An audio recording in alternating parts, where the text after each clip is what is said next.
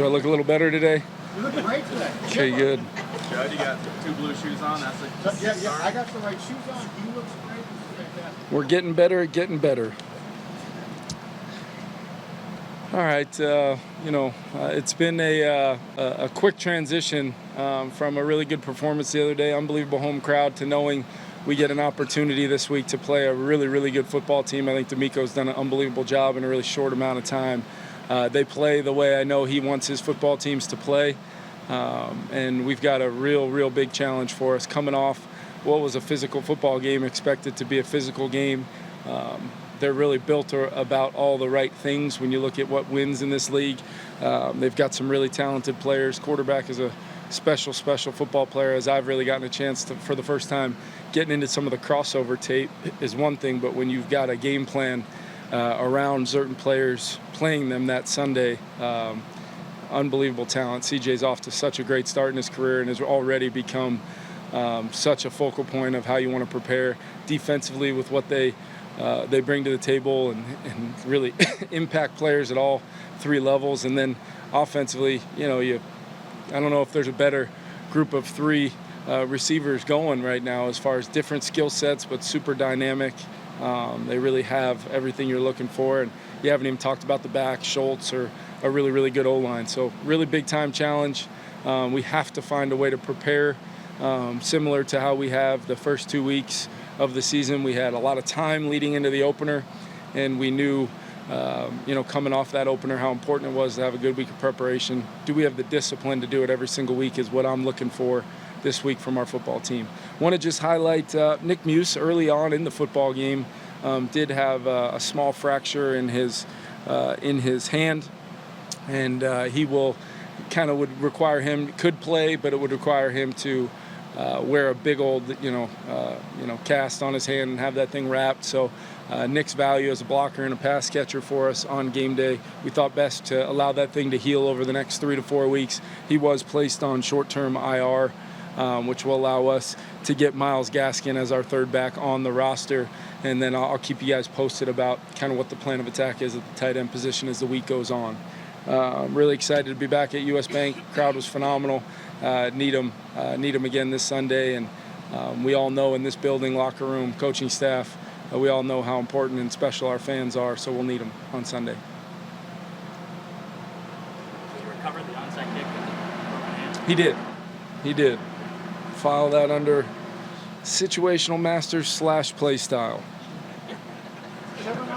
On Sam, what's been the mentality there? Like we've seen a lot of young, highly drafted QBs fail. When you got him here, how much is just your positivity, your outlook? How much does that help bring out the best in a guy like that who has the skill, but clearly didn't have the support or whatever to succeed until now? Yeah, look, nobody loves the positivity thing more than me, but this is about some real tangible things in addition to that. Playing the position the way that we feel in our offense with the players around Sam can lead to him having a lot of success. The vision for him started before he got here and really has been something we have worked towards every single day, and it's still an ongoing thing. Adversity is going to hit just like it did the other day, and Sam's responded. Adversity is going to hit just like it did early on against the Giants, and Sam found a way to respond. I think the response to adversity is wired in Sam because of his quarterback journey, but it's our jobs, and I just want to make sure 2 things. Everybody understands just how much Sam is responsible for Sam being who he is as a Minnesota Viking, and secondly, the position coaches, Wes Phillips, Brian Flores on defense, really pushing him in training camp.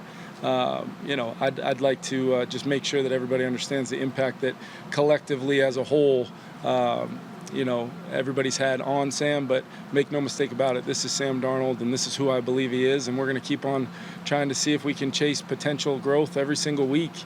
And challenges show up, every single week in this league with great defenses, how they play, how they're going to defend Justin. Hopefully at some point in the not too distant future, we'll start getting the Addisons back, and then hopefully Hawk after that. And then how does this thing look at that point for Sam is just an ongoing, evolving thing. But it's always me with the positivity, I guess you should say, and everybody else is doing the work around him to help make it happen. What's the attribute that allows him to keep an adversity, like the play he had early with the two guys in motion and all that, from snowballing or seeping into anything? I mean, obviously we have seen that in NFL quarterbacks before. The snowball effect, maybe no greater example than at the quarterback position. And you know, you guys have heard me say this many, many times about myself, but had that not been a thing, maybe I wouldn't be standing here in front of you. I'd be on a warm beach somewhere, relaxing in retirement. But it is a real thing. And I think when I say his quarterback journey's kind of helped him with his immediate response to adversity, I think he's pulling from the long-term feeling of, shoot, it's another off-season of unknown, or it's, man, that game seemed really hard last Sunday, and we're playing against the number one defense in the league this Sunday, and it's going to be on me to figure that out. I'm hoping when he looks inward, he worries about, how do I do my job with great rhythm, timing, fundamentals, eye progression, and discipline, and then allow his talent, which I think we've all seen here in 2 weeks, really show up from throwing the football standpoint. I think that's real, but his immediate ability to kind of cope with that, cold splash of water of adversity, and let's go back out there, and each play is its own. The previous one, no matter how much sometimes that snowball effect makes it feel like it has an effect on the next play, it really doesn't, and we just got to go play. Defense more effective with fewer blitz packages put in every week? I know it's been a short couple of weeks, but they're fewer than last year. Yeah, I think the volume maybe of the different packages and the assortment maybe has gone up, but Flo's need to feel like he's got to call the game a certain way, whether it's being a little bit more sticky in the back end with our three corners playing the way they are, having those safeties and the versatility to play each game as its own, the disguise that comes with regular calls when you can line up and clearly show intent for one of those blitz packages you're speaking of, and then bringing it when we want to and kind of dictating from a standpoint that way. But to do that, you got to do the simple things right. You got to set edges, defeat blocks, play cutbacks, tackle well, tackle well in space to eliminate kind of the hidden yardage that keeps offenses on schedule. And then I think we're doing a good job for the most part keeping the chunks off the tape of not letting the ball get thrown over our heads. And this is a team that does it as well as anybody and really changes the entire complexity of games with their ability to get those chunk plays. What did Daniil mean to you as a leader on defense over the past couple of years in two different schemes? Yeah, I can't speak enough about just really from year one to year two is where Daniil and I really our relationship grew. The early part of training camp, that whole situation, spending a lot of time with him daily leading into him feeling good about last year, and then kind of as him and I had envisioned together, him going out there and just being lights out, and having the opportunity to go find, if it wasn't going to be here, I wanted him to find a great place to go play and continue kind of what he did in 2023. And I think he found a great home, literally in his hometown. And, you just see him playing. It's the same guy that's just an absolute game wrecker, disruptor, playing really hard, physical. How they play really fits Daniil's skill set and how he can impact the game. And then I think he's going to be an unbelievable kind of mentor in that room to a really, really talented football player on the other side, and Will Anderson. So it feels like I know we're going to get in the habit of talking about either interior or these pass rushers every week, but that's what this league is now. And it's a challenge every single week, and Daniil's has to be a major focal point in our game plan. And when you look at the retooling of the defense under Flo, how much do you think his personnel background and scouting has kind of helped him figure out exactly what he wants and what's going to fit? Yeah, fit is so huge, and really a vision for roles for players when you bring them here. And it can be an evolving thing. That's not like you put a ceiling on a guy, you're only going to do this, but you've got to have a vision for that, and that comes from Flo on that side of the ball, and collectively, all his position coaches, Kwesi's staff, and all of us getting together and talking about that.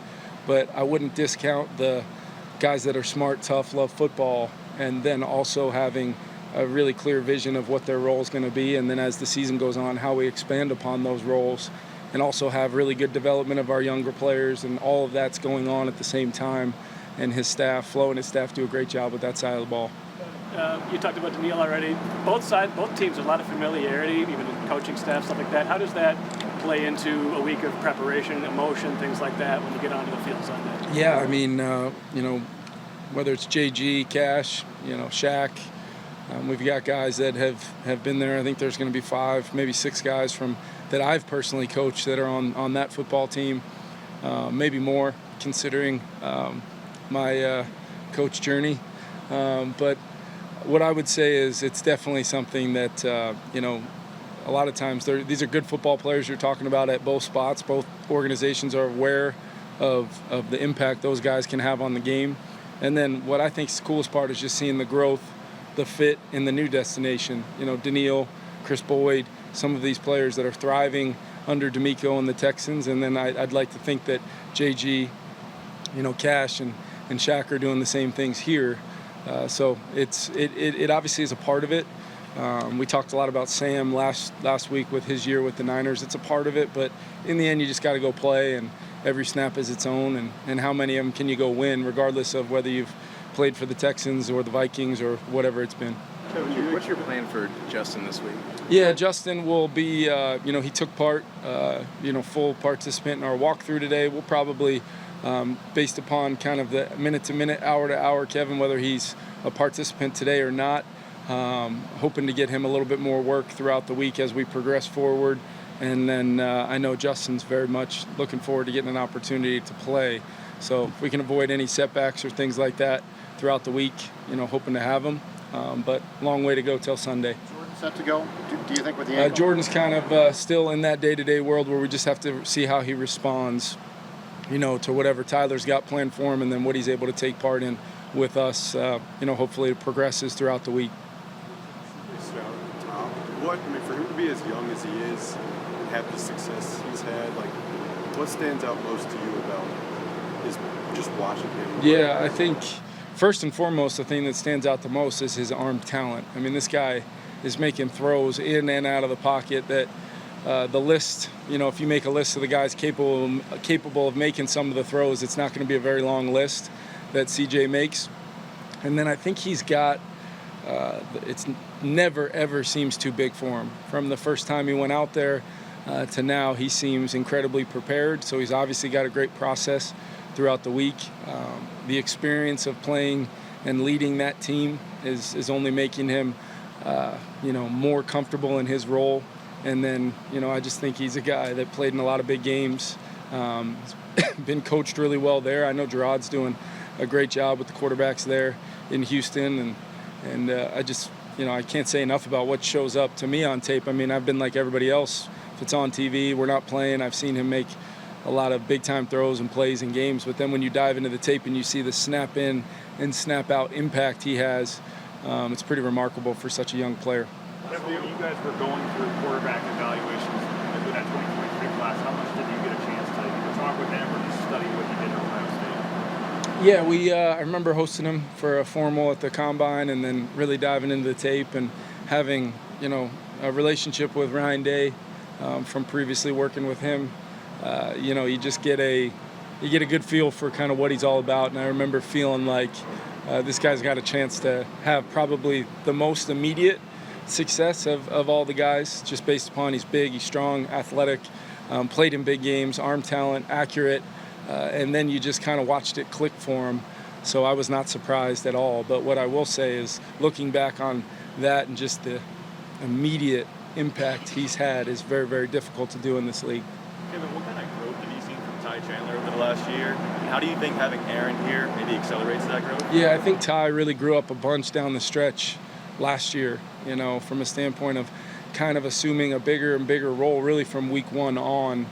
We always wanted to have him involved in the game plans every week, but it just started to show up. And then he got a chance to really, with Al being down for, I believe, the Cincinnati game, he got really a chance to, be a featured guy, showed that he could handle all those carries, had a couple big catches in the game, and then showed a lot of the physicality, burst, athleticism that we really love about Ty. And he had a great offseason. Him and Aaron, it's very rare to not see Aaron and then see Ty, with C.J. Ham somewhere in the mix there as well. So unbelievable makeup of the players. They're tough, they're smart. They fit, both those guys fit so well with what I'm hoping to continue to build and add to our roster, and then clearly very talented, impactful players. Last one. Could Ty have thrown that ball late? Because it looked like he was rearing back to throw when he got tackled. Was that a halfback option, or was I just seeing something that wasn't real? Since you have the same color shoes on, I will answer this question. Ty did have the ability to throw the football. That was, trying to be aggressive. Just had kind of clicked under 4 minutes there, but we were really trying to eat clock that whole time. You'd seen us kind of a little bit of run pass there throughout that drive with some huge third down conversions. I think there was a 7, an 8, or a 9, and then we got one short there in the high red where we kind of just put it on BP. But I thought that was an opportunity right there. And it was totally on me because, everybody, on that play, there still can be pass interference or illegal contact called when you pitch the ball backwards and have a potential, throw on there. And I had warned the officials before the game in our normal dialogue, but I got to do it in the moment just so they understand how to officiate the play. That's a tough play to officiate if you don't know, because just like the defense, you're hoping to kind of catch everybody off guard in that moment. I didn't do that, and it was my fault. During that time, I normally would have done that. It was more about reminders of, hey, we want to stay in bounds if we don't throw the ball. And I know Ty tried to potentially do that, but we ended up stopping the clock. But at that point, almost 7 minutes off the clock, we were ensuring points at that point. But aggressive, I want to try to be more aggressive in those moments, allow our guys to execute with total trust from me. Didn't work out then, but, stay tuned.